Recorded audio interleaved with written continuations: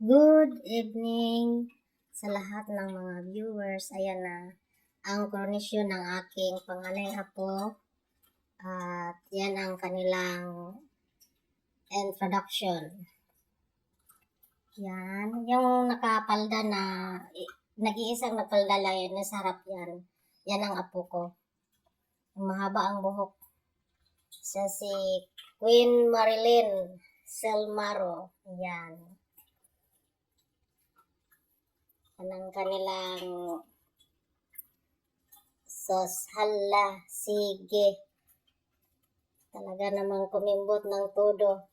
Pero hindi siya nakuha dyan ang best and hindi siya ang napili dyan. Yan. Sa mga lalaki naman, yan ang kasi yan sila ilan ba yan? First year high school, second year, third year, fourth year, 11 and 12. 6 pala sila dyan mga kandidata. At 6 din ang mga kandidato sa lalaki. Yan ang kanilang introduction. Ayan ang aking matangkad at magandang apo at mahaba ang buhok. Matangkad na, mahaba pa ang buhok. Maganda pa. Yan. Siyempre, kahit hindi gaano maganda apo talaga namang pamilya ang unang magsabing maganda. Sige, ayusin mo yan, ate. Baka pasukin ng panuhot yung tiyan mo. Kitang-kita. Yan. Sige. Ikembot mo. Maganda sana ang kanilang tugtog niyan kaso mahirap na. Yun na. Kasi madaling mapasok ang aking YouTube channel ng madaling mapasok ng palan ba yan?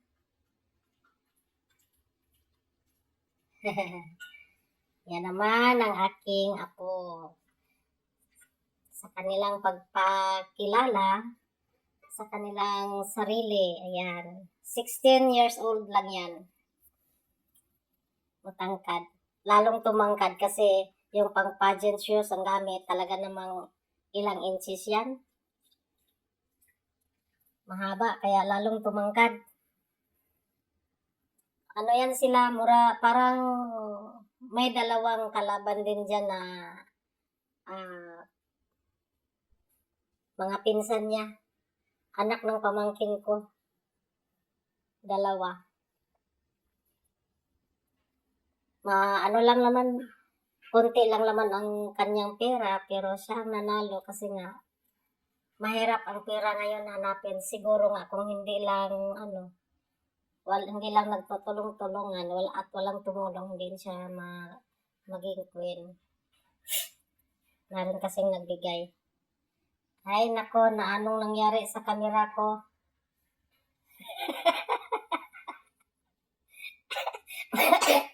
Excuse me po, meron kasi akong hinahanap yan. Saan ba ako nakarating dyan? Talaga naman, hindi ako marunong mag-cut.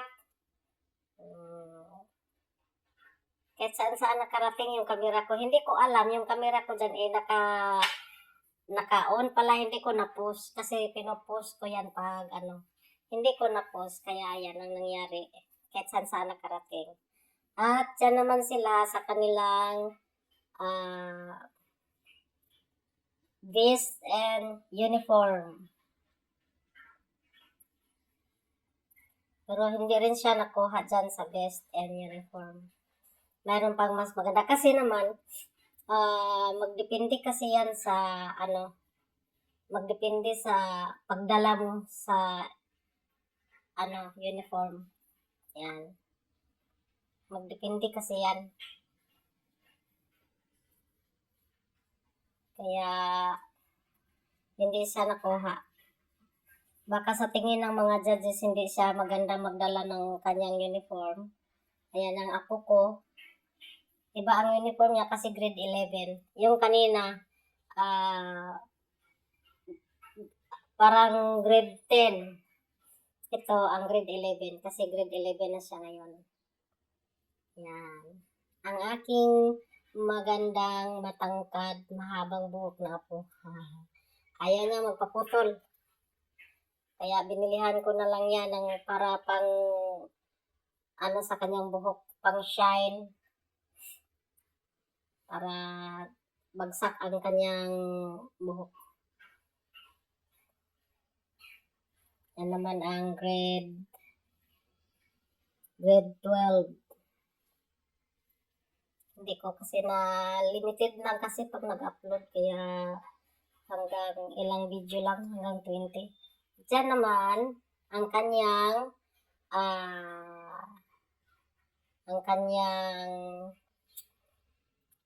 best in talent. Siya ang nakuha dyan sa best in talent. Ang kanyang tugtog yan Mr. Cupido. Mr. Cupido, ako na may tulungan mo.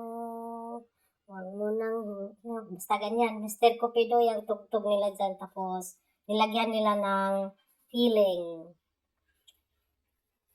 Nilagyan nila ng istorya sa boyfriend and girlfriend. Ayan. Huwag mo nang Mr. Cupido, sa kanya did na date ako. Ayan. Mga kaklase niya ang background. Ayan.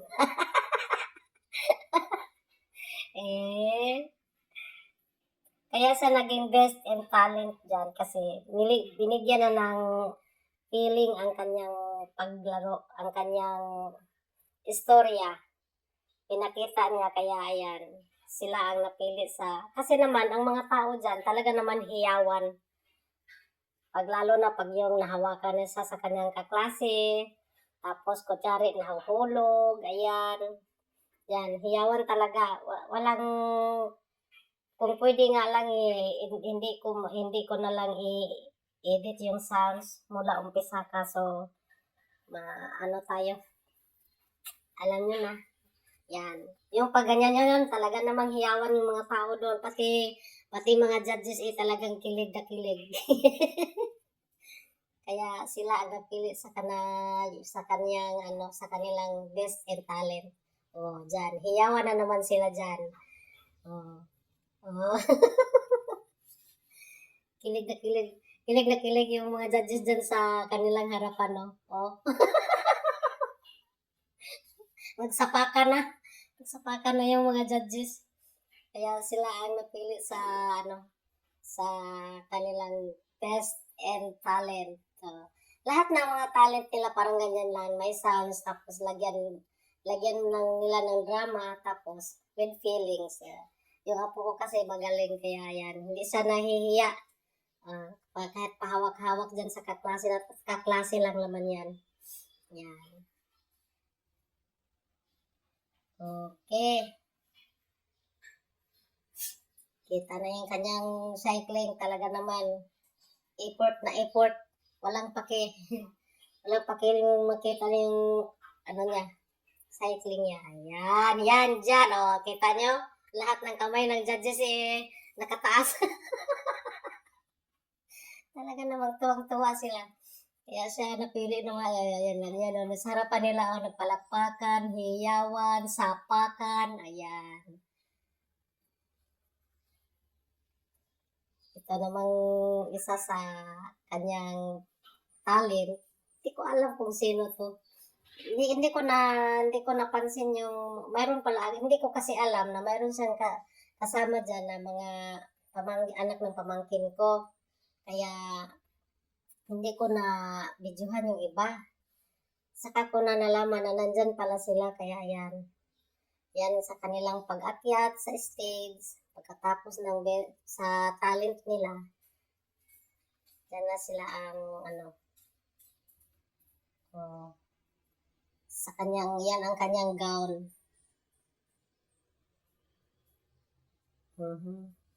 Magrarampa-rampa yan sa kanyang gown.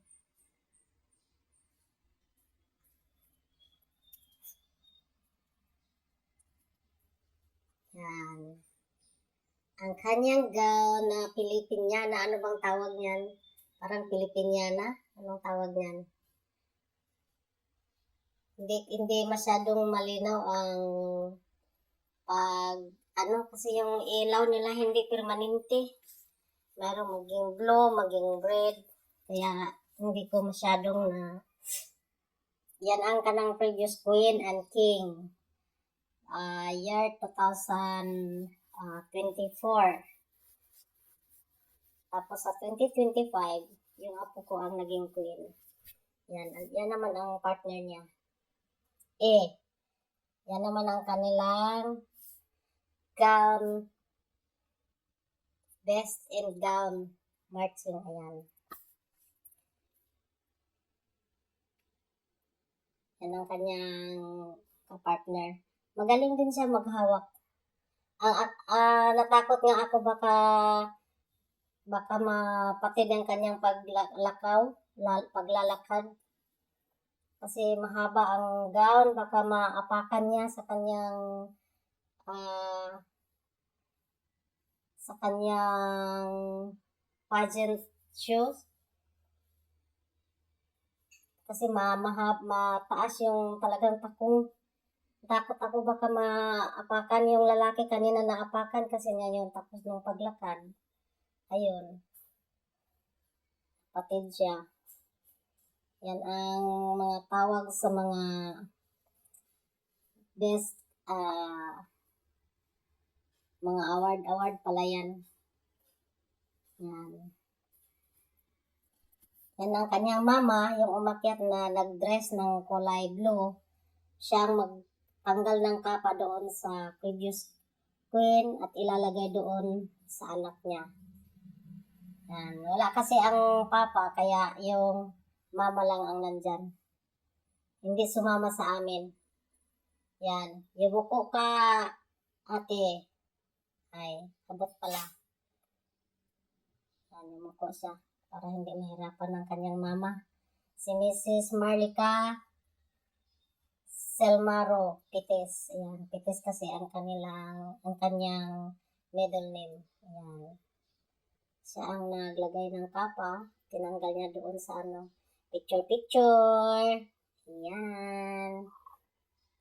My queen and my daughter-in-law. Ayan. Congrats! Ayan. At sunod naman ang paglagay sa kanya ng crown. Para naman, talaga naman ang naramdaman niya tuwang-tuwa. Ayan.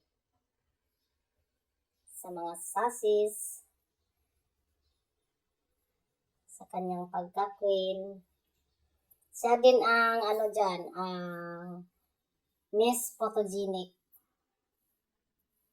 Best in talent and best in pangalan ba yan? Social sa paramihan ng react sa Facebook. Siya ang pinakamarami. Yan. Bali, 3 ang award niya nakuha dyan.